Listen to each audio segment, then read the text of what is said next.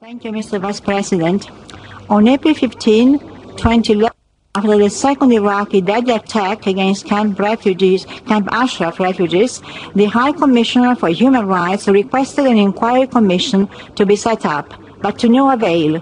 The request was not reiterated, and we most deeply regret this, since it has given free way to a third and even more deadly attack on Camp Liberty on February 9 this year. When Ashraf refugees were forcibly transferred to Camp Liberty, 3 promises were made by UNAMI. Their security and safety would be ensured.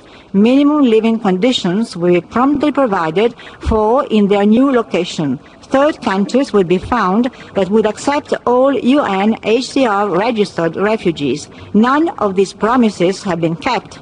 Last month, on February 9, Camp Liberty came under missile and mortar attack, causing 7 deaths and more than 100 casualties. The death toll would not have been that high if the protective T-wall had not been removed by Iraqi authorities, specifically making the camp more vulnerable.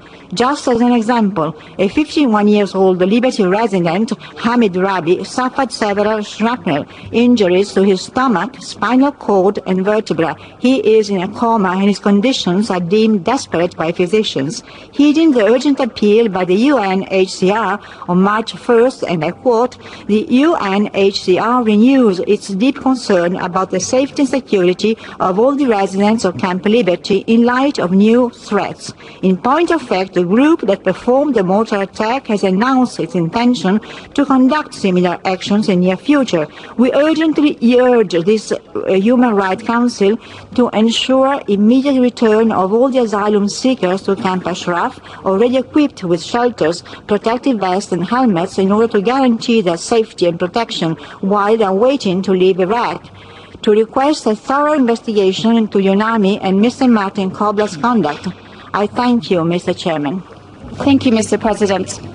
Last year, the UN Working Group on Arbitrary Detention opinions related to the situation of Camp Liberty near Baghdad Airport, where 3,200 Iranian asylum seekers settled in 2012 following an agreement signed by Mr. Kobler, SRSG in Iraq, and the Iraqi government.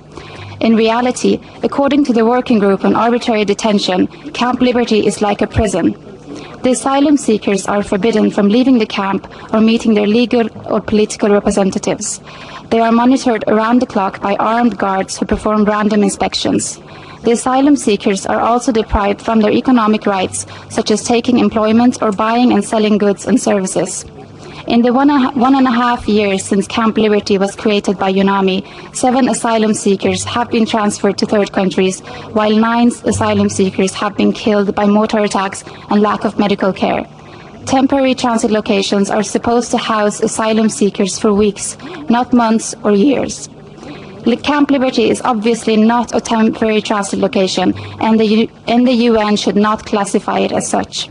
In light of the atrocious security situation at Camp Liberty and the recent threat of repeated attacks on the camp, we therefore call on the Human Rights Council to facilitate the return of the Liberty asylum seekers to Camp Ashraf, where they will be safe in waiting for relocation to third countries. Thank you, Mr. President.